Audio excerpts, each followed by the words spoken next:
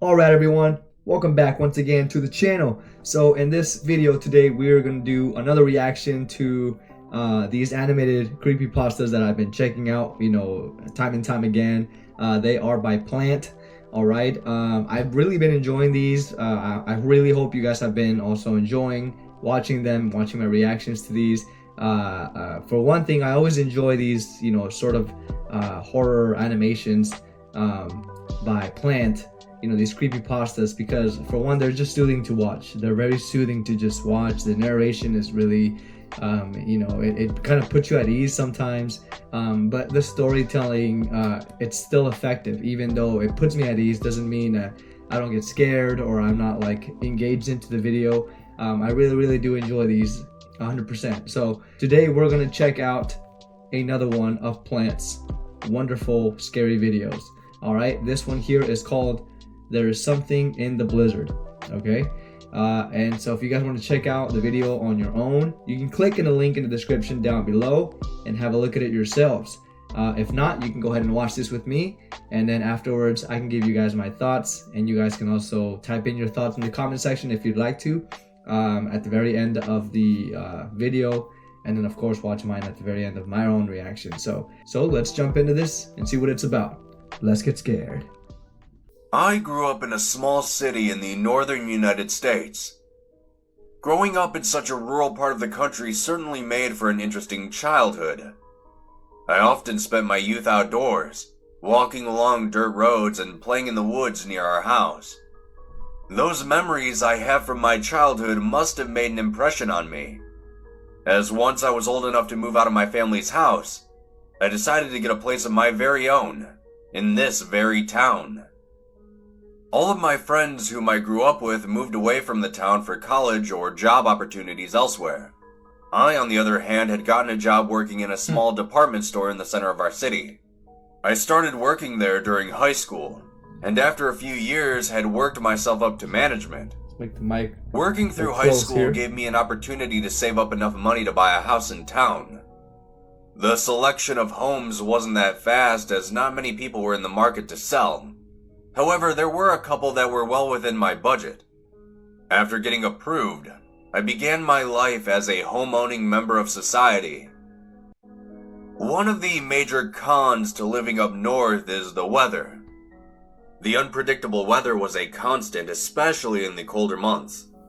I'm sure some of you who happen to live in the north would agree that the weather is terrible. One minute it would be clear sunny skies, then the next is like a typhoon had settled on top of us. Over the years, I've seen my fair share of bad weather, but this year had been particularly brutal for our area. It started in early October, the first signs of what was to come. I had awoken one morning to find that the ground was lightly covered by a stark white blanket of snow. Even though it was quite early for snow, it wasn't unexpected. The temperature had been dropping consistently throughout September, so I assumed it was only a matter of time.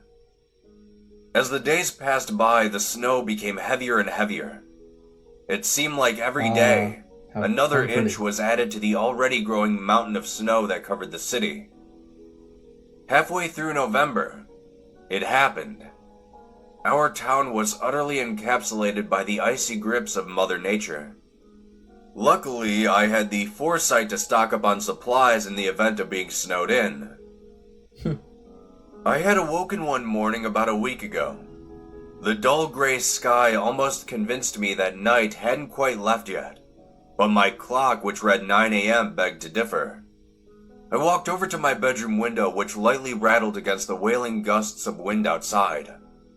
I found myself silently thanking that window for keeping the frigid air away from me. As I peeled back the curtain and tried my best to look outside, I found it nearly impossible. The snow was already covering the lower half of the window itself. The rest of the glass was frosted over, which made seeing through difficult. The flurry of crystallized water seemed to swirl in a violent torrent outside.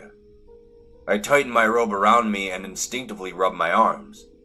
I wasn't cold at that moment, but just seeing the outside was enough to send shivers throughout my body.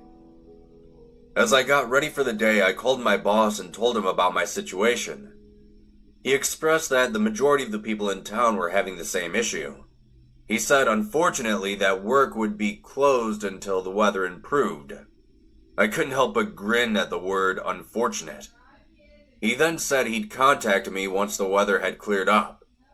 Before I could hang up, my phone crackled a bit and the call had been dropped, probably due to the bad weather outside. Dang. I made a pot of coffee and stared out of my large window in the living room. Despite the hours passing by, the weather was relentless. It was almost as if our town had angered nature in some way.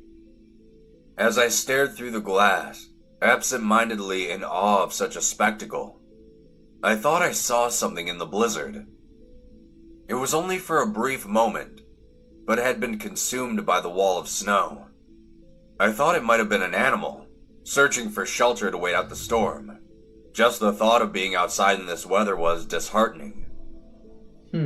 The day went on, and I spent most of my time doing chores I had been neglecting up until I had nothing else to do.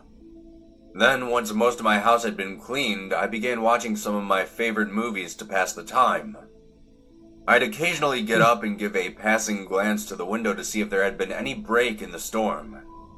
There hadn't been. Nothing. So with a sigh, I'd grab a snack and resume my movie marathon. That night, I found little rest as the wind outside produced a constant high-pitched shriek. It sounded like a banshee wailing outside my window. Despite the noise, I managed to drown it out with a pillow pressed tightly over my ears. The next morning was just as gloomy as the last. The sun was once again nowhere to be found, giving off this joyless atmosphere. The winds raged outside, and I was no longer in awe of nature. I was now just praying for its end. I made my way out into my kitchen and made a cup of coffee. As I sipped, I looked towards my window again. The snow had risen another couple of inches. I could feel myself growing more and more worried. In all my years living in this town, there hadn't been a blizzard as bad as this before. Watching the swirling haze outside was mesmerizing. As I stared, a break occurred in the snowfall, and for a second, I thought I saw someone standing outside in the snow. It looked almost like that figure I saw before. It was just a gray silhouette, being buffeted by the snow around it. As quickly as it had appeared, it vanished, consumed by the weather outside. I thought my eyes were still in the process of waking up, as the thought of someone simply standing outside in that weather wasn't likely. I tried to forget about what I thought I saw, and went on with my day. That night, as I was lying in bed trying to fall asleep, I heard a noise coming from my living room. At first I wasn't sure, but then it sounded again. It sounded like knocking on my front door. That was impossible, I thought. There was no way someone would be outside in this. I glanced over at my clock. 11 p.m. and dull red numbers glowed back at me. I sat up in bed, wondering if I would hear the noise again. 3 more thumps echoed from my living room, down my hallway, and into my bedroom. I could feel unease growing in the pit of my stomach. I got out of bed, put on my robe, and stepped out into my living room. I tried to explain the sounds I had heard as something being battered against my door by the wind, but something inside me knew that wasn't the case. I walked over to my door and tried to peek through the 3 glass windows that were set above it. Looking around, all I could see was a mix of black and white. There was no indication of anyone outside my door. Feeling a bit of relief, I thought my previous assumption had been confirmed. Just as I was making my way back to bed, I heard another knock, but this time it didn't come from my front door. The familiar sound of something hitting glass was apparent. I slowly turned towards my large glass window in the living room. Between the lightless sky and the frosted glass, it was difficult to see anything outside. I found myself being slowly drawn to it, curious as to see what was now hitting my window. It's always that curiosity. I was within 5 feet from the glass. I squinted but was unable to see anything of note. I could feel a sigh on the verge of leaving my lungs when a hand pressed against the glass. This bluish-white hand that struck the glass made me yelp as I took a step back. I couldn't believe what I was seeing. Someone was standing outside my window in this blizzard. Unsurprisingly, my first instinct was that someone was in desperate need of help. Being stuck out in this weather would surely be a death sentence. I was about to turn and make my way to my door to see if I could aid them, but before I did... Yeah, wait a minute. I saw something else. A face seemed to fade into view, like stepping into a light from the shadows. It was nearly pressed against the glass. What is that? It didn't seem possible. The chalky skin contrasted against the dark background. Bits of its face seemed to be rotting away. Blackened streaks of torn flesh that seemed reminiscent of frostbite. Half of its lower jaw was exposed. Oh my God! The bones seemed to be encased in frosted blood. What is that? What was disturbing me the most was that, overall, its expression seemed calm, like it was someone just patiently waiting. But its eyes, they betrayed the rest of its demeanor. Its eyes were filled with rage, jealousy, and pain. It stared at me with unflinching precision, like it wanted nothing more than to see me dead. Then, after a few painstaking seconds of staring, the face faded from view, and another moment later, the hand did as well. Despite its sudden departure, I know that it hasn't gone far. It's still out there, searching for a way to get inside, searching for a way to get to me. It's been a few days since seeing that put thing some curtains outside. on those windows, man. I have taken some measures in securing my home. I've barricaded my doors and windows as best I can. I've tried contacting the police, but the bad weather outside made service non-existent. It's not as if they could even get to me if I could call them. Jeez. Every night it seems there's a new knock on a different window or door in my house, as if that thing is testing my home to find a way inside. I'm just praying this storm lets up soon. Because if it doesn't, and whatever that thing is breaks inside, I won't have anywhere else to run. Alright, you guys, there you have it. There's something in the blizzard.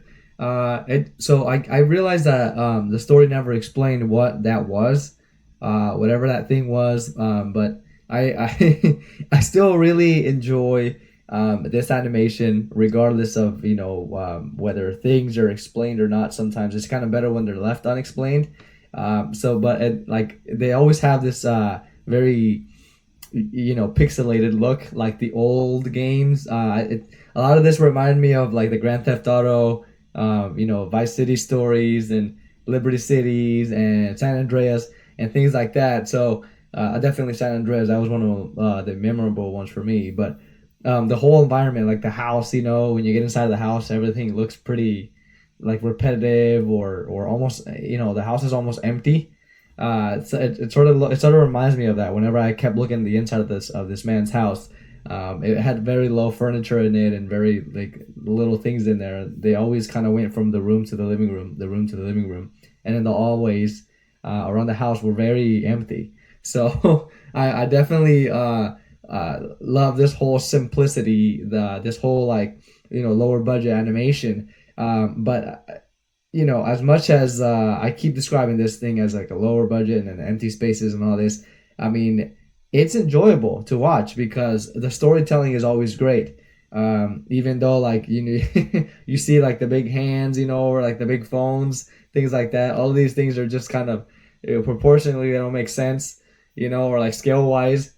But it's just enjoyable either way because these stories are just as effective regardless. They're really well told. It's always a big mystery that doesn't have to be solved at the end. It can just be a mystery. It can remain a mystery. And I love the monster design. The monster design was good. You know, I don't know how this man saw all of this expression from the monster, like the jealousy, the, you know, all of these things that it felt towards him. I mean, I would have just thought it was something that just wanted to kill me, period. I mean, there was no hatred or jealousy towards me. It was just like a monster by nature, and it just wanted to kill me or something. But I don't know what that was. If you guys can figure out what that was, it sort of reminded me of like sort of like a zombie, not really a zombie, but like an alien type of monster, you know, from like Dead Space, you know, or Fallout or something like that, like games that I've played before. It sort of looks something like that, you know, but I couldn't tell what it was. It definitely was inspired off of, to me, it looked inspired off of those type of monster designs. But I really, you know, this is really comfortable. I liked how the story stuck to this just one character, and the whole time he remains inside the house that he bought, you know, it's little in the nice little neighborhood. And so the whole time, you know, he's stuck in there because it's starting to snow. Now I noticed that the snow, by the way, kept building up, and then it would kind of go down, then it would build up again, then it would go down, and it would just keep, you know, like coming back and down, back and down. But that's cool. That's cool because I mean, you know, like I was thinking, if it keeps snowing, I mean, that house is gonna get covered up. You know, it's not gonna be a few inches the next morning. It's gonna be a few feet the next morning. You know what I'm saying? Like if it keeps snowing like that.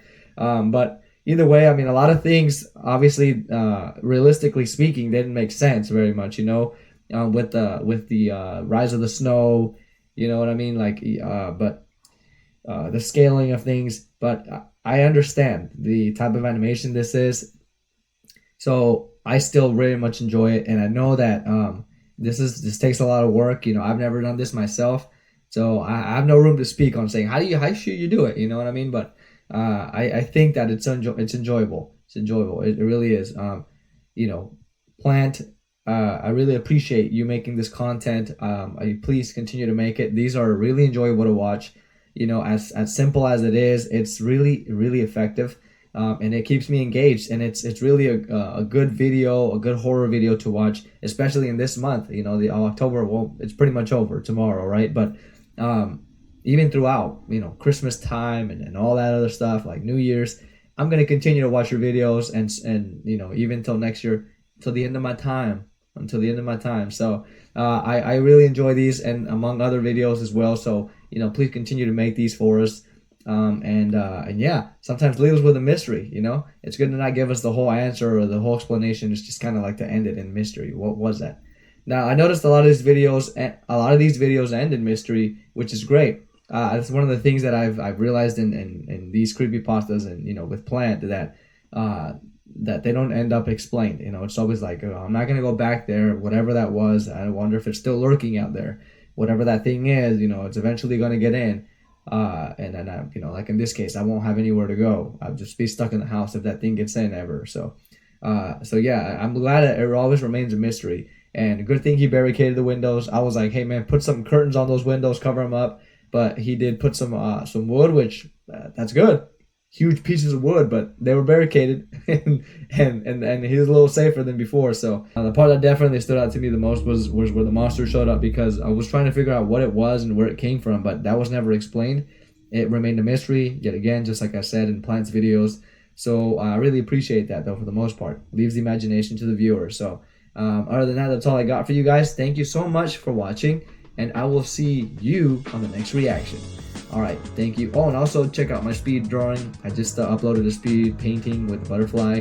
I actually caught this butterfly a couple days back, and I thought it had a really beautiful design, so I decided to paint it. If you guys want to check that out, that would be great. Video's already up there. Go ahead and support me if you would like to. Yeah, check out the video. Alright, you guys, take care of yourselves. Have a happy Halloween, and I will be saying that on the next video as well, because I will be making a really scary video tomorrow for Halloween. So other than that, though, enjoy the rest of your Monday, and look forward to Halloween tomorrow. All right, you guys, take care of yourselves. Peace.